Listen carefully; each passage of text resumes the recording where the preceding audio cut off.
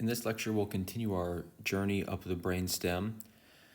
We're now at the pontomedullary junction and focusing on cranial nerve number 8.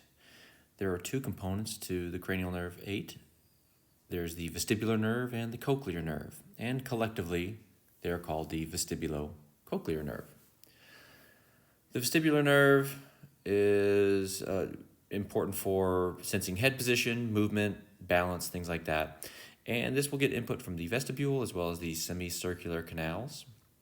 The cochlear nerve innervates the cochlea, and this is responsible for our ability to hear. Now, both of these nerves are stimulated by input from hair cells. And so whether it deals with balance or hearing, the hair cell is the sensory cell that will transduce some environmental energy into electrochemical signaling. So we'll start off by covering hair cells first, because it doesn't matter which component of cranial nerve 8 we're talking about, it all comes down to hair cells. And stereocilia are these little cilia, these little extensions, finger-like projections on on one surface of the cell, and they operate in pairs, hence stereo. So a pair of cilia are going to move, and that movement is what will transduce either head movement, whether it's angular rotation or just forward movement, as well as sound into some electrical event within the hair cell, causing it to spit out neurotransmitter and activating then the 8th cranial nerve. All right, so all of the action here takes place in the inner ear. And if we just take a cross section through here, well, first of all, you'll just notice that there's a lot of twists and turns in this inner ear, so it's called the labyrinth. Now, there's the outer part, the bony labyrinth, and this is just a hard outer covering, and that's going to provide rigid structure for the inner ear. Then we have a membranous labyrinth that runs throughout here. They've made their membranous labyrinth blue. Mine is kind of orange down here. And then we have a couple of different fluids. There's the perilymph that's around the membranous labyrinth, so the name makes sense. And then there's endolymph within the membranous labyrinth. Okay, perilymph, this is your standard issue, extracellular fluid, low potassium levels. Endolymph, this is more like intracellular fluid. It is not, now notice the quotation marks, this is still outside of cells, but this is created in a way that it has a lot of potassium floating around. So what you'll notice here is we have a potassium gradient from high to low, and what we're going to find is that we have unidirectional movement of potassium from the endolymph through a hair cell in the membranous labyrinth and then back out into the perilymph. And what this does is keep the bill for operating a hair cell much lower. We don't need to pump potassium within the hair cell. We'll see a bit more on that in just a little bit. All right, now the hair cells have these nice big bodies here, and there's a bottom end connected to some nerve fiber on the 8th cranial nerve. And then we have these stereocilia, these little finger-like projections that are going to sense what's going on out there in the world. Now, part of the hair cell is in the stereocilia. Is in the endolymph. So the stereocilia is out there in that high potassium fluid, and the cell body down here where we have the nerve fiber, this is more in perilymph. We couldn't put nerve fibers in endolymph, it would obviously kill them. Okay, so now we can appreciate we're going to still get that unidirectional flow of potassium where it comes in the stereocilia to depolarize and exits through the cell body to repolarize. Now, depending on the direction that we move the stereocilia, as you can see, we can get different changes in membrane potential. If we deflect toward the taller stereocilium there, it depolarizes us. If we deflect the other way toward the shorter one, it hyperpolarizes us. And this is because we're changing the distance between their tip links here. Okay, these are mechanically gated potassium channels. That is, they're physically pulled open. Okay, so let's deflect over here. That tip link, right, this little protein rope here connecting this potassium channel to the neighboring stereocilium, when we deflect to the right, that pulls open the potassium channel and potassium flows in. Now, when it's in the kind of neutral position, this isn't completely closed. Otherwise, moving toward the shorter end wouldn't hyperpolarize us. So think of this trap door as just kind of open a little bit, and we shut it all the way with this deflection toward the shorter stereocilium there. Okay, so what's this going to do for us? If we're sitting still or if there's silence, let's think of it as this kind of neutral hair cell here, and then something happens, we move our head or we hear something. What that does, somehow, we'll get to that in a little bit, that deflects the stereocilia, and we pull open this mechanically gated potassium channel. Potassium rolls in and we depolarize. Nice. Okay, depolarization opens up voltage-gated calcium channels and calcium comes in. What does calcium do? The same thing it did in Lecture 5. Stimulates neurotransmitter release. Look, we're spitting out glutamate here, here, and here, and boom, we've got a nice little glutamate release. Glutamate activates glutamate receptors on the 8th cranial nerve, and this fiber over here is active. Look, we heard something, or we felt our head move. Over here, we didn't hear anything, and our head didn't move. Okay, so what you'll notice here is I've drawn this presynaptic site a little bit differently. This is what we call a ribbon synapse. And what this does is increase the surface area of the presynaptic site. So now my readily releasable pool is massive. And why do I need that? Because I'm always hearing something. Even if I shut up, I can hear a few things going on. And you always know where your head is. Even if it's not moving, you have some idea of head position. So there's tonic glutamate release, and we need a ribbon synapse to account for that. Okay, so we've depolarized. Now we stay depolarized forever? No, not at all. When the calcium comes in, we're triggering neurotransmitter release, and we're also opening up calcium-gated potassium channels. That's this blue jelly bean over here. The gray one up here, that's mechanically gated. This potassium channel is calcium-gated, and it's located down there in the perilymph. So potassium, again, goes high to low and flows on out, no pump required. We get repolarization. This means we don't need a lot of blood supply here. We're not always hearing our heartbeat, boom, boom, boom, boom, because the hair cells don't need a lot of vascularization. So we can keep the blood vessels pretty well minimal in the inner ear. Right? We're going to have other cells that are vascularized, and they're making that endolymph, and we're taking advantage of their work, the potential energy they created by having high potassium endolymph to get unidirectional flow for depolarization and repolarization. Now, hair cells are always active. When we say they're resting, what we mean is they're just simply releasing about 100 vesicles per second. So that's a hell of a rest, but that's what we call it. And these voltage-gated calcium channels are going to be activated in a graded manner. So we don't fire action potentials here. So this hair cell is going to get excited, but not to the point where it spikes. The question is, how much calcium is there? Well, it depends on how far we deflect our stereocilia. A little bit, we get a little calcium. A lot of bit, we get a lot of calcium. And so we can constantly release that glutamate, and to keep up with that, we have these beautiful structures called ribbon synapses, and there's a lot of examples here. Sometimes we'll have multiple ribbons coming in, and these look like ribbons because, well, they're kind of like these flat and long structures, and this is essentially an invagination of the presynaptic membrane. Lots of examples on this slide here, but what you'll notice is that we have some bit of membrane coming in, and it's always surrounded by lots of vesicles. And all that does is dramatically increase the size of our readily releasable pool. Instead of about a handful, we can fit 100 vesicles on each ribbon, and we've got 10 to 100 ribbons per hair cell. So even though we're spitting out 100 vesicles per second, we've got like 10,000 of them to choose from. And this allows the hair cell to keep up with its tonic glutamate release. Okay, let's take a moment and make sure we understand hair cells, right? We should definitely understand stereocilia here. review those mechanically gated potassium channels, make sure we understand the voltage-gated calcium channels and the couple of roles that calcium has, stimulating neurotransmitter release and opening up calcium-gated potassium channels.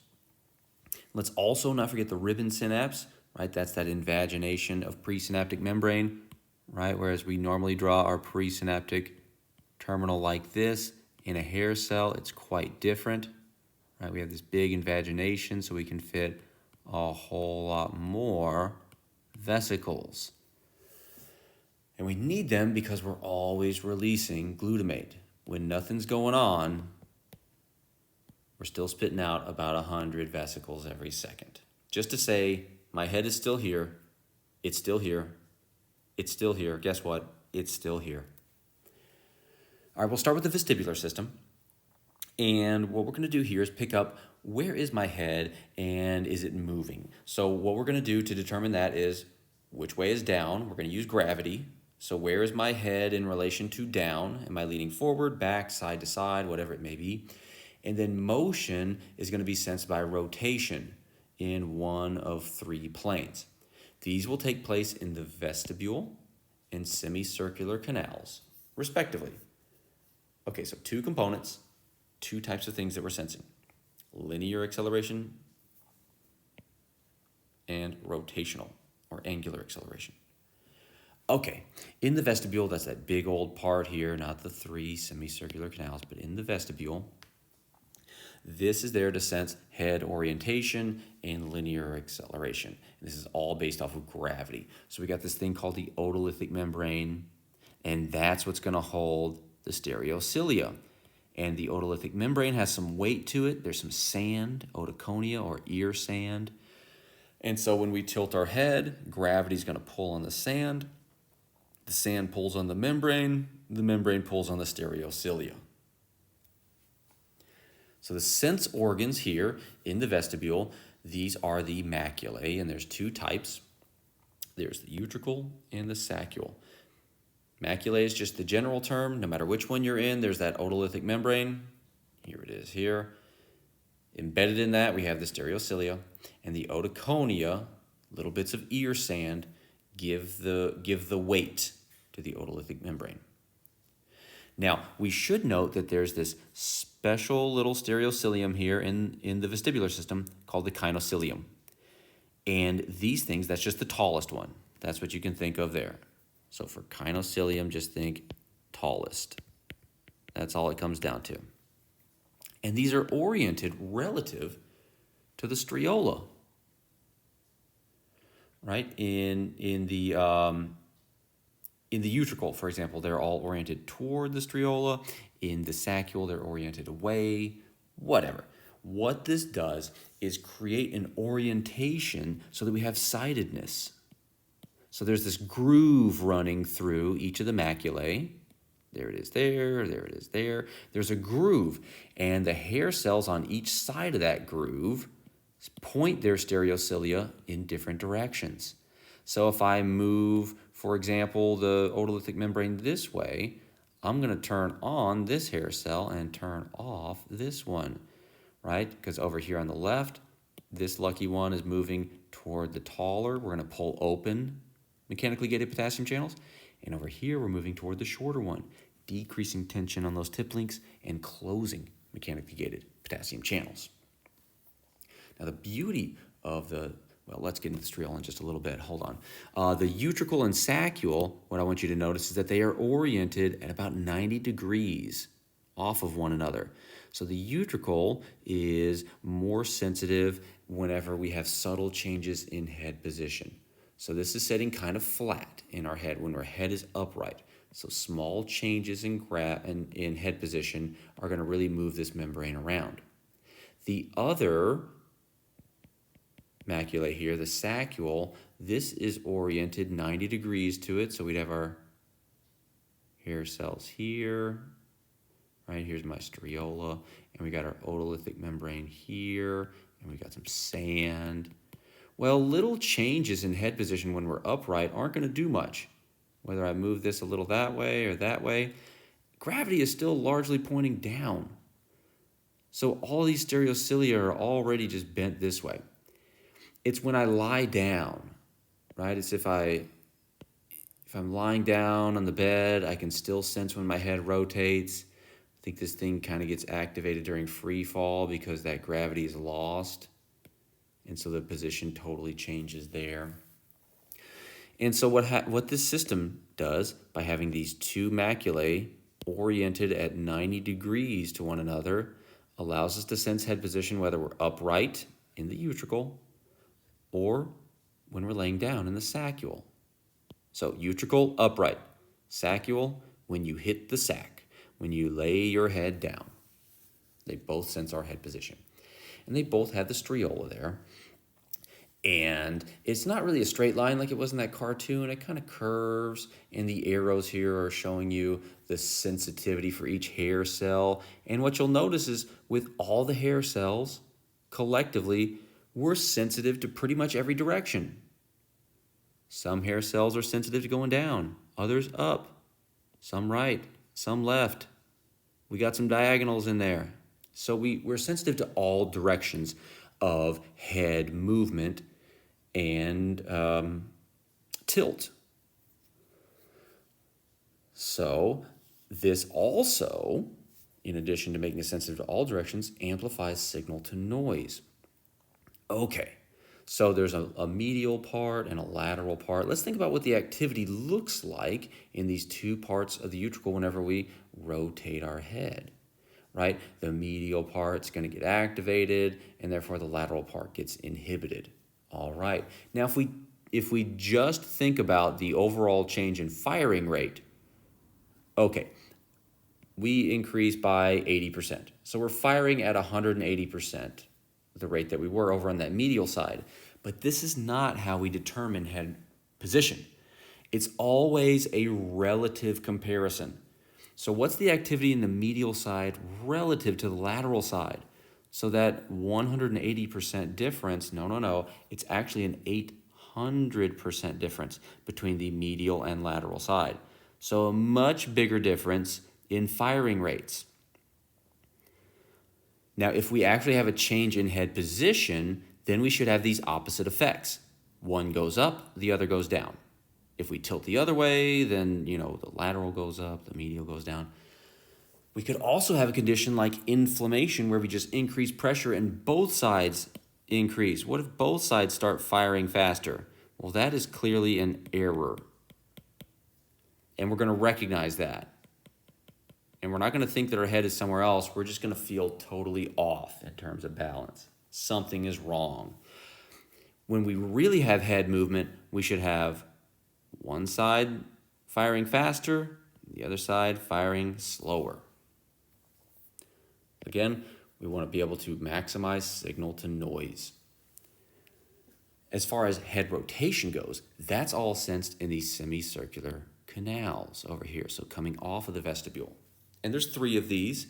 They're oriented roughly 90 degrees to one another. There's a lateral canal, so when we rotate our head, like saying no. And then there's the anterior and posterior canals.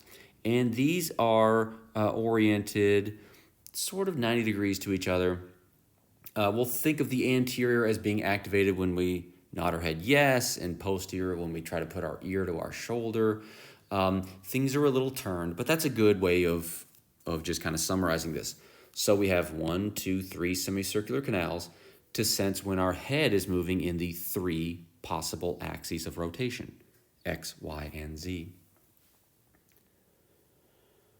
Now the sensory structure here, not the maculae, now it's called the ampulla. Okay, so here's a big old ampulla, and here we've got our hair cells. And instead of having an otolithic membrane, we have this cupula here. So the cupula is this big old flap that's going to go from top to bottom in the ampulla. And think of this as a sail. Okay, so we had sand in the vestibule. Now we have a sail.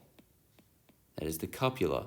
So in case there's any kind of movement of the endolymph within the semicircular canal, it's going to push on the cupula, causing it to bend the other direction, and therefore affecting the stereocilia over here that are embedded in the cupula. Now notice that there is no striola here, so we're sensitive to a single axis of rotation. Here we can see a cartoon version of head rotation. Endolymph is moving, pushing the cupula, and that then moves the stereocilia of the hair cells. Now, in order to, again, maximize signal to noise, rather than having a stereocilia creating sidedness within the sensory structure, here we're comparing between the two sides of the head. Okay, we're turning our head to the left in this illustration, as you can see. What does that do? Well, that's going to push the fluid in opposite directions on the two lateral canals. On the left side, notice we're pushing toward the tall end, increasing the firing rate of the left cranial nerve 8. In the right side, when we're rotating to the left, that causes the endolymph to push downward here. Ooh, we're going toward the shorter stereocilium, decreasing the firing rate. Again, by having an increase on one side, decrease on the other, that's maximizing our signal to noise here. Okay, so we've got our hair cells. Whether you're in the vestibule, semicircular canals, doesn't matter. You're an activated hair cell. You activate the primary afferents of the cranial nerve 8. Their cell bodies are in what we call the vestibular ganglion. And these then form cranial nerve 8. That's this thing right here, where we're going to go back into the brainstem, hitting the vestibular nuclei. Okay, from here, you're going to see there's a few pathways that we're going to go down. First, we're going to start by going downward, the vestibulospinal tracts. So from the vestibular nuclei down to the spinal cord. Here we got a couple of things going on. This is going to help us control our head position. So as we bend over, our head can stay upright. This also helps with lower limb and trunk extensor muscles to keep us upright. So this is all about keeping us upright without having to think about it. Notice we didn't have to go up to the cortex and do any thoughts and then project down. No. There's a direct projection from the vestibular nuclei to the spinal cord. This develops, and this is how walking becomes just so darned easy for us. We don't have this at first. When you're first learning to walk, you fall down a lot because this pathway hasn't quite developed. Okay, another option, we can have the projection to the reticular formation. We'll kind of gloss over this one in this class. This is important for regulating respiration and circulation based on body position. Right, if you're standing up, you probably need to adjust your blood flow a little bit, and this is going to help with that. The reticular formation also has a reticulospinal tract that's going to help, again, with automatically keeping us upright. The vestibular nuclei create a nice reflex called the vestibulo-ocular reflex. When we move our head, we move our eyes in the opposite direction. This is accomplished from a direct projection from the vestibular nuclei to cranial nerves 3, 4, and 6. And this is also smoothed out by projections to the cerebellum. So the cerebellum is going to help coordinate the vestibulo-ocular reflex. It's also going to help coordinate those other two motor pathways, whether it's vestibulospinal or reticulospinal. The cerebellum is going to make sure all of our movements, whether it's the eyes or the body, the cerebellum is going to make sure that those movements are smooth and well coordinated. Then we have the ascending tracts, the vestibulothalamic tracts. So 3 projections that we're going to think about. And that third one there goes from the vestibular nuclei to the thalamus. From the thalamus, of course, we then go to the cortex. And now we have some perception of where is my head, what's my sense of balance, all that good stuff. And notice 1, 2, 3 afferents as usual. All right, let's start by going down.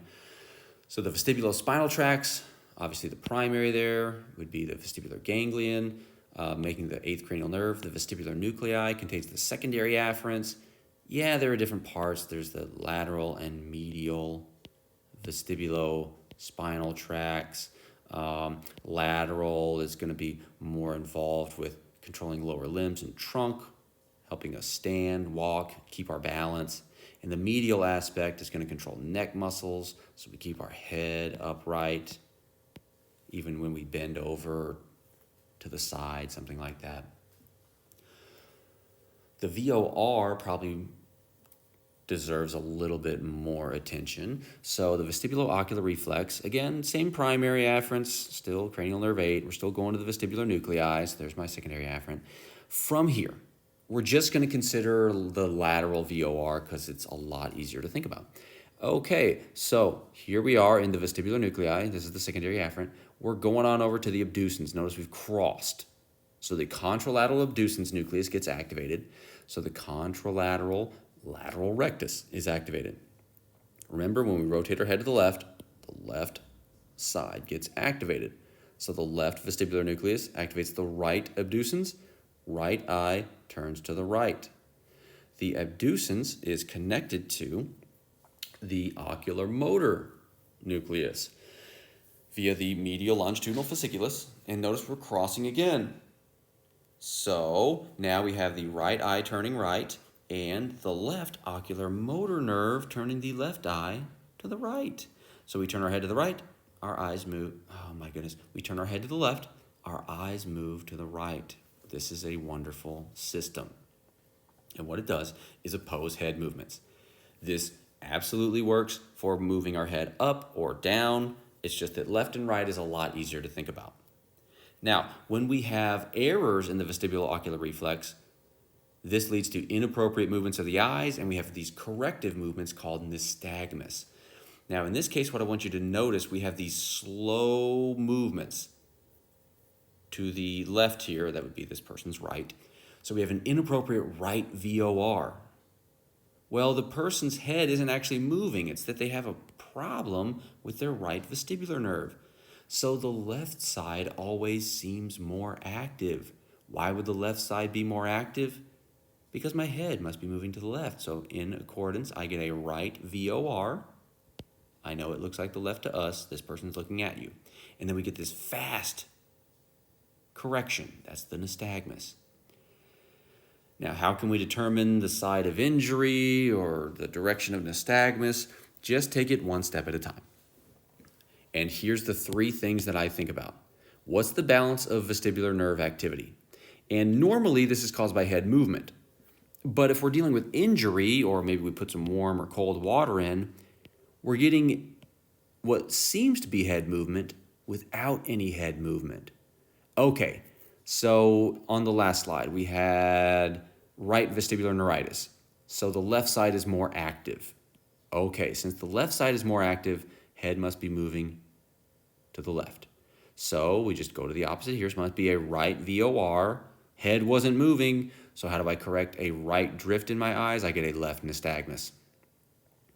Okay, let's say we put hot water, or warm water, I should say, on the right, or cold water on the left, doesn't matter. What this does is create an imbalance. The right side is more active, so what are we going to get? A left VOR with a right nystagmus. This is the whole COWS acronym there. Cold, opposite, warm, same. This is dealing with the direction of nystagmus. We put cold water in the left canal here. Right seems more active, left VOR. We get a right nystagmus, which is the opposite of where we put the cold water. If we warm the right horizontal canal there, then we get a left VOR and a right nystagmus, which is the same side that we warmed. So this is not telling you the direction of the VOR, it's the direction of the nystagmus. Please don't skip a step, and if you don't, it's dead simple. Okay, then finally we have that third tract, the vestibulothalamic tract. This goes from the vestibular nuclei up to the thalamus, and this is bilateral. So we go from the vestibular nuclei here in that kind of inferior portion of the pons, and we project on up to the ventral posterior thalamus. Okay, cool. From here, we got a couple of options. We can go on up to the primary somatosensory cortex, and we know where our head is. Is it tilted forward or back or left or right or something like that? Okay, so we know our head position. Now for balance, that's created in the parieto-insular vestibular cortex, or the PIVC. So it's in the parietal lobes and as well as some of this insular cortex that you can't see unless you open up the cerebrum there a little bit. Okay, 3 things that we're taking into account. What am I seeing? What's my vestibular system telling me? And what is the proprioceptive system, right? Those posterior columns, what are they telling me? The most important thing is vision. Behind that, we have vestibular, and then proprioception comes in about 3rd place. That's the estimate anyway. But those 3 things together give us our sense of balance. Okay, make sure you got something out of this. Definitely important to know that vestibulo-ocular reflex. Know when it crosses. Note the double cross between 6 and 3.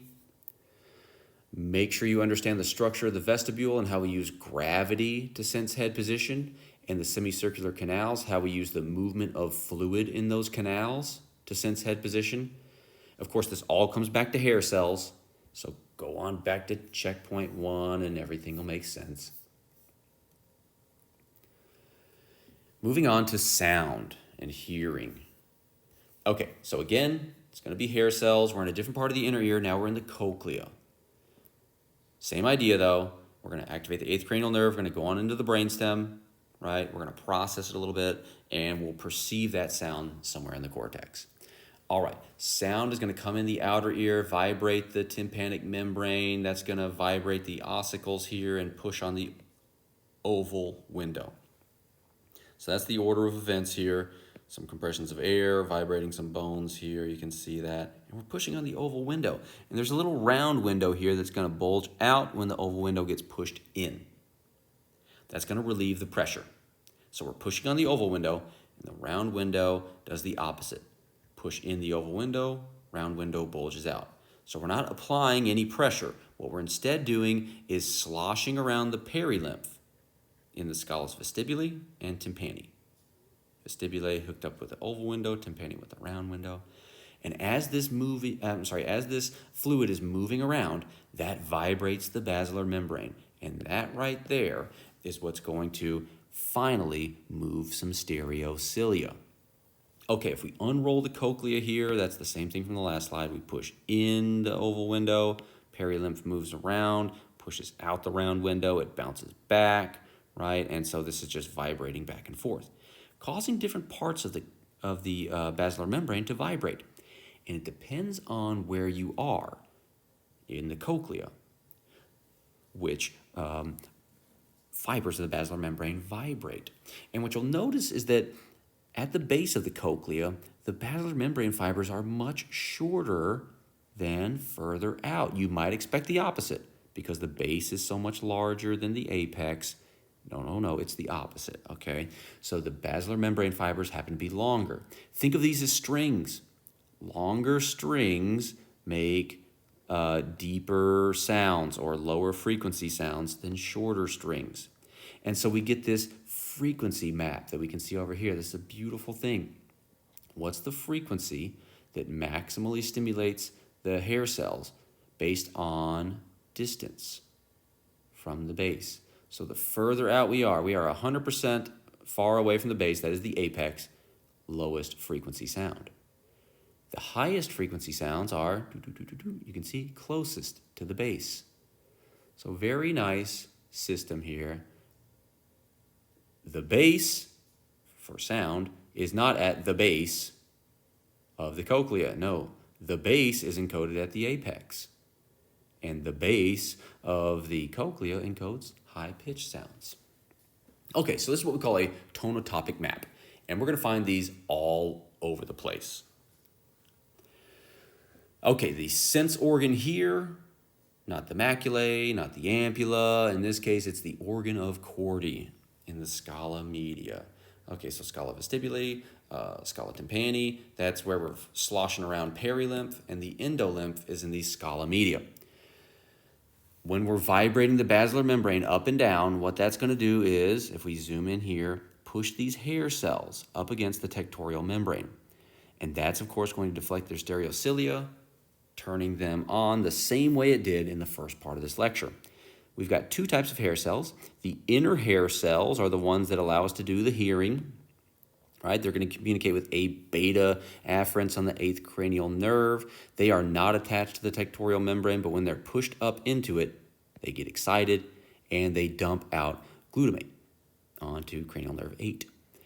The outer hair cells still talk to the 8th cranial nerve, but these are A delta and C fibers. We think maybe that has to do with pain with really high volume. Maybe, we don't know. The outer hair cells are attached to the tectorial membrane, and that's going to allow them to do a little volume control. So they can act as amplifiers all on their own, or they can actually get input from the superior olive, that's one of these brainstem nuclei, to make them dampen sound. So if we have a really strong sound, we think it might damage our hearing, we can control the outer hair cell length and make that sound a little bit quieter so we don't hyperexcite and kill our hair cells. Okay, how do outer hair cells amplify vibrations or control vibrations? It has to do with their membrane potential. So here what they're doing, they got a little pipette and they're applying a membrane potential change to this hair cell. And look the tip right there. It's changing its length. I'll get my pointer out of the way. As it depolarizes, it gets shorter. Okay, so let's say the basilar membrane over here gets vibrated upward. The outer hair cell is going to shorten, right? And that's going to pull the membrane up further. So we're amplifying the vibration. What about when we tick downward, right? Here's the plane we'd be in without outer hair cells. What do? They lengthen when they hyperpolarize, making them longer and pushing the membrane down further. So this acts as a built-in amplifier. Pretty nice stuff. And then we have those olivary fibers that are going to decrease our sensitivity in case we have a sound that's too loud. So if it's quiet, the outer hair cells amplify it. If it's too loud, the outer hair cells dampen it. And they do so just doing the opposite that's going on here. Okay, so again, we're starting out there in the inner ear. Now it's the cochlea instead of the vestibular system. These neurons live in the spiral ganglion. That's because the cochlea looks like a spiral. We go into a slightly different part of the brainstem. So here I'm just going to consider the right side of the ear. How does that go? Okay, the cochlear nuclei have a number of projections, you'll notice. They go to the superior olive bilaterally. I've colored this olive because it's not really a part of the sensory pathway. This is more involved in some reflexes, like dampening the cochlea there, and it helps us figure out which side the sound is coming from. So I'm kind of removing it by coloring it that way. The cochlear nuclei also project mostly contralaterally, but there's a little ipsilateral projection too, to the inferior colliculus. These things talk to each other, so either way, we're bilateral, right? Both sides are going to be activated by input from the right side.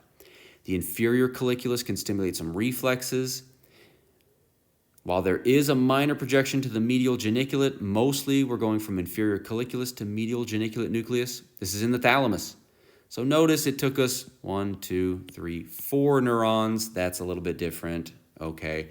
From the thalamus, we go to the cortex, in this case, the temporal lobes, right over here, the superior temporal lobes, and here we start to perceive the sound. What are the pitches? What am I hearing? Now, no matter where we are, whether we're in the cochlea, the inferior colliculus, the superior olive, anywhere, primary auditory cortex, we have tonotopic maps. So neurons are organized based on the frequency they respond to. We've got low to high frequency, and it's everywhere. Starting from the basilar membrane all the way up to our auditory cortex. Okay, so the superior olive, what this is going to do for us is help us localize sound. And there's a couple of ways of doing it. Okay, in the lateral superior olive, what we get is crossed inhibition. Okay, let's say sound is coming in from the left. It's going to be louder over here. We have more activity on the left. This left side also activates inhibitory neurons that inhibit the right side. So when the loudness is louder on the left left lateral superior olive is active and the right is inactive. When it's more active on the right is active and it inhibits the left. So depending on which superior olive is active, That will help us determine where did the sound come from. The medial superior olive does it based on timing. So here we get bilateral input to the medial superior olive. And this is based on timing. So if the sound is on the left, it reaches the left ear first, followed by the right ear. This gets a bit of a head start. So we're communicating to, in this case, 5 different neurons. And by the time we get to the 5th, the right ear has finally caught up. Since the right side is more active, this tells us the sound is probably coming from the left. The inferior colliculi are there to help us figure out about how loud it is, what's the pitch, right? That's certainly going to get figured out in different parts. Don't worry about that though. And along with superior olive, we'll know where it is. So we integrate all that information in the inferior colliculus. It's figuring some stuff out. It's also taking in location from the superior olive. And finally, it talks to the medial geniculate nucleus. This then projects to the cortex, and we have some kind of perception. We also then create reflexes baked from the tectospinal tract, where loud sounds can cause us to turn our head in that direction, and we can look for stuff that might warrant some attention. Now, as we get older, we're all going to lose our hearing to some degree. Here you can see the characteristic frequency on the x-axis and the amount of hearing loss on the y. We've got males and females with their own plots, and they look pretty similar. Notice, as the line gets grayer, people are getting older, and we're seeing more of a drop-off. And particularly, we're seeing drop-offs in this characteristic frequency from like 1.5 to 15 kilohertz, somewhere in that ballpark. And so we're actually losing a lot more of the fundamental frequencies for female voices than male voices. So for all the females out there listening to this, if you're working with older people, you will have to talk a little slower because they just simply can't hear your voices as well. Now, what's the basis of this? Some degree of sensory neural hearing loss. So everything gets worn out, and these hair cells, remember, they're spitting out 100 vesicles every second, and that's just at rest. So these are very much prone to excitotoxicity. Here we can see a normal cochlea on the left. We got our nice row of inner hair cells, 3 rows of outer hair cells. And here's a cochlea that's been exposed to really loud sounds. And notice the obvious absence of outer and inner hair cells here. When we lose those hair cells, we lose those frequencies of hearing. Now, when this happens, if we have sounds that are loud enough to damage those hair cells, this gives us a ringing in our ears called tinnitus. So if you've ever had tinnitus, you've lost some hair cells. Don't repeat that. Which hair cells are most prone to loss? The ones that operate at the highest frequencies. And that's why we're losing those frequencies through natural aging. Now, there's another possible cause of hearing loss, that's conductive deafness. This could be caused by blockage in the ear canal or a perforated eardrum. You might have some congenital ossicle defects, or there's some swelling in the middle ear. If it's conductive deafness, where we can't conduct vibrations from the world onto that oval window, we have some kind of an external hearing aid to amplify those vibrations. Or we simply remove the block. With sensory neural deafness, hearing aids aren't going to help us hear because this is caused by the loss of hair cells. And so the treatment here would be cochlear implants, where they put some little microphone on the outside, and this is going to act as the ear, so this will pick up vibrations. Then there's some fancy circuitry going into an electrode that's implanted within the cochlea. And this will use electrodes to stimulate certain parts of the cochlea to recreate that tonotopic map. So this will use that place code and the firing rate code to determine all the pitches out there and somewhat recreate the sound. And this can address sensory neural hearing loss. Okay, make sure you got something out of that. Make sure you understand that tonotopic organization, not just in the cochlea, but all throughout our auditory pathways, right? Review how we're taking sounds from the outside of our ear and turning it into some kind of activity of the hair cells Please make sure you distinguish inner hair cells as being responsible for hearing and outer hair cells as the volume knob for the cochlea. And review the 2 ways that the superior olive will help us determine which direction does sound come from. Now, if anything is unclear, make sure you enter it in the questions box so I know what to talk about in class. In the next lecture, we're going to keep moving on up the brainstem, and we'll look at facial innervation by cranial nerves 5 and 7. I'll see you later.